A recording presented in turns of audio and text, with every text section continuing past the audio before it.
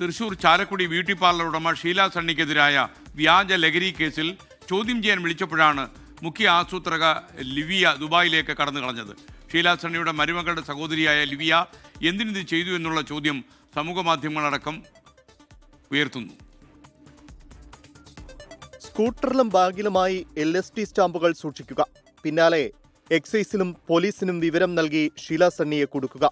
ഇതായിരുന്നു ലിവിയ ലക്ഷ്യം വെച്ച പദ്ധതി. സുഹൃത്ത് നാരായൺദാസിനെ കൂട്ടുപിടിച്ച് ആസൂത്രണം വിജയകരമായി നടപ്പാക്കി. 72 ദിവസമാണ് ഷീല സണ്ണിക്ക് ജയിലിൽ കഴിയേണ്ടി വന്നത്.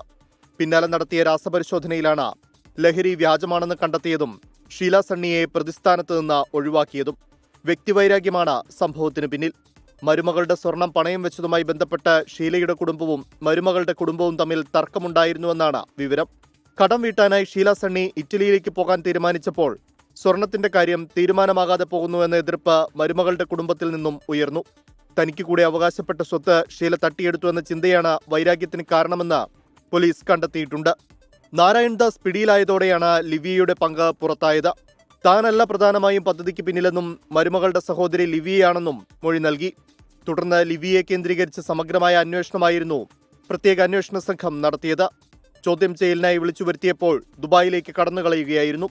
ലുക്കൌട്ട് നോട്ടീസ് പുറപ്പെടുവിച്ച അന്വേഷണം നടക്കുന്നതിനിടെയാണ് മുംബൈ വിമാനത്താവളത്തിൽ നിന്നും ലിവിയ പിടിയിലാകുന്നത്.